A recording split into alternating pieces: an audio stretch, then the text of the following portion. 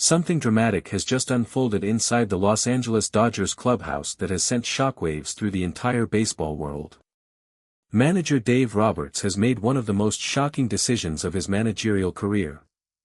In a moment that nobody inside the organization saw coming, Roberts walked directly up to catcher Hunter Rushing, took his catcher's gear right out of his hands, and told him in no uncertain terms that he would never be starting for this team again. The words Roberts used were as direct and final as anything ever heard inside a Major League Baseball clubhouse. He looked at Rushing and said simply, "I am never using him again." The room fell completely silent. Players froze. Coaches exchanged uncomfortable glances. And then, just moments later, the situation escalated even further when Roki Sasaki, still visibly shaking with anger from what had just happened on the field, unleashed a furious verbal tirade aimed directly at Rushing that left everyone in the clubhouse completely stunned. And if that was not enough, Shohei Ohtani himself stepped forward and spoke directly to Rushing in a tone that nobody on this team had ever heard from the Japanese superstar before. What exactly happened out there on the field? Why did one passed ball trigger such an explosive chain of reactions from the manager, the pitcher, and the biggest star on the roster? To understand how things reached this breaking point, it is important to go back to what happened during the game itself. The Dodgers were locked in a tense and critical situation. Roki Sasaki was on the mound, pitching one of the best games of his young major league career. The young Japanese right-hander had been absolutely dominant through the early innings, keeping opposing hitters completely off balance with his devastating splitter and his precise fastball location. The Dodgers had a narrow but important lead, and Sasaki was doing everything in his power to protect it. Everyone in the stadium could feel that this was his moment. This was the kind of performance that separates good pitchers from great ones. But then came the moment that changed everything. With a crucial runner on third base and the game hanging in the balance, Sasaki delivered a pitch that broke sharply at the last second. It was an unhittable pitch. The kind of pitch that should have ended the inning cleanly and kept the Dodgers' lead intact. But Hunter Rushing, positioned behind the plate, failed to block the ball. It skipped off his glove, rolled several feet behind him, and the runner on third came home to score. The crowd inside the stadium groaned loudly.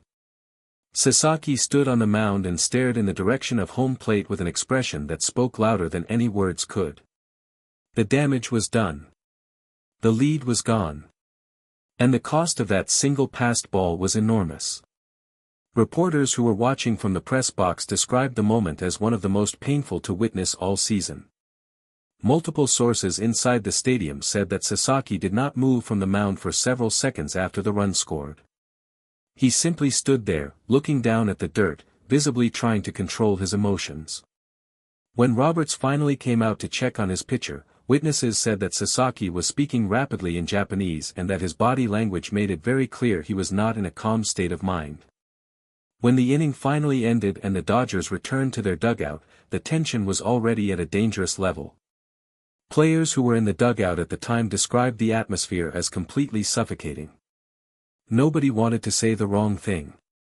Everyone could see that Sasaki was furious. And everyone could also see that Roberts was not happy either. But nothing prepared anyone for what happened when the team returned to the clubhouse after the game. According to multiple sources with direct knowledge of the events inside the clubhouse, Roberts did not waste a single second. He walked straight toward Rushing with a look of absolute determination on his face. Without raising his voice and without any long speech, Roberts reached out and physically took the catcher's gear from Rushing's hands. The symbolism of that moment was impossible to miss. Taking a catcher's equipment is not a small gesture. It is a statement. It is a declaration. And when Roberts followed that action with the words "I am never using him again," everyone in that room understood exactly what it meant. Rushing's time as the starting catcher for the Los Angeles Dodgers was over. Several players in the clubhouse confirmed afterward that the silence following Roberts' words was unlike anything they had experienced before. One veteran player, speaking on the condition of anonymity, said that the room felt like all the air had been sucked out of it. Nobody moved. Nobody spoke. Everyone just stood there trying to process what they had just witnessed. And then Roki Sasaki stepped forward.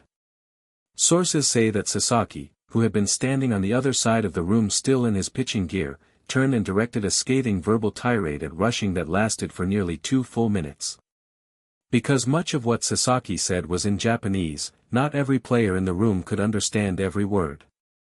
But the emotion behind those words needed no translation. Sasaki was not simply frustrated. He was furious in a way that went beyond the single passed ball.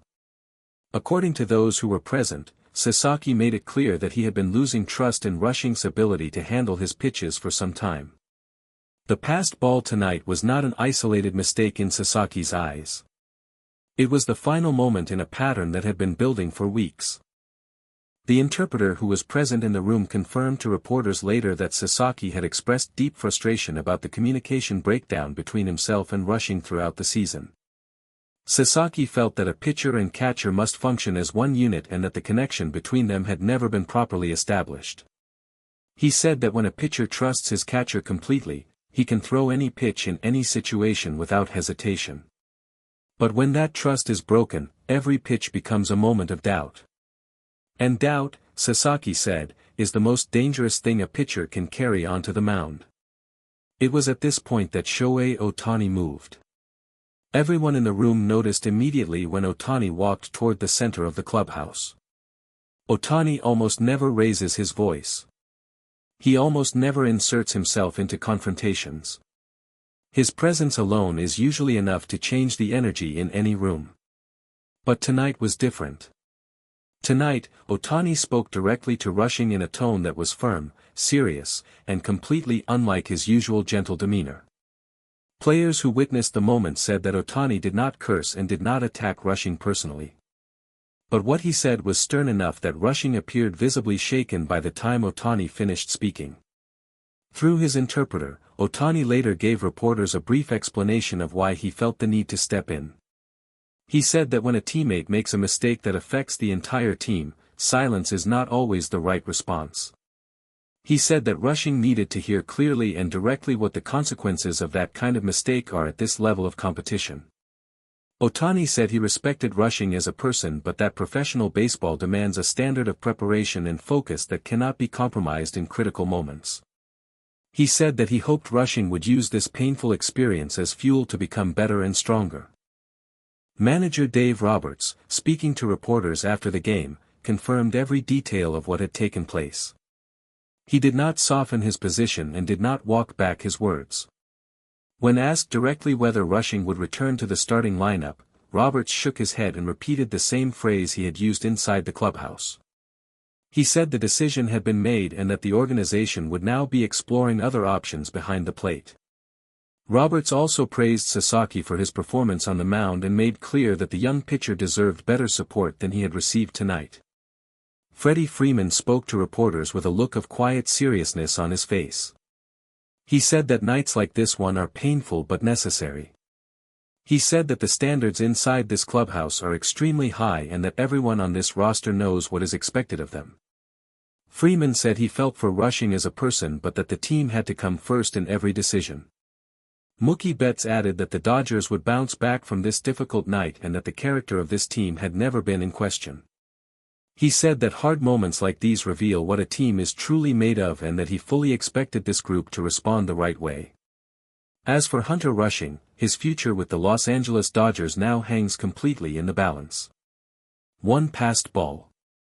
One critical mistake. And a chain of events that has shaken one of the most powerful organizations in all of baseball. The Dodgers will move forward. But tonight, everything changed. Thank you for watching. Please share your thoughts in the comments section below. Subscribe to our channel for more interesting and up-to-date content.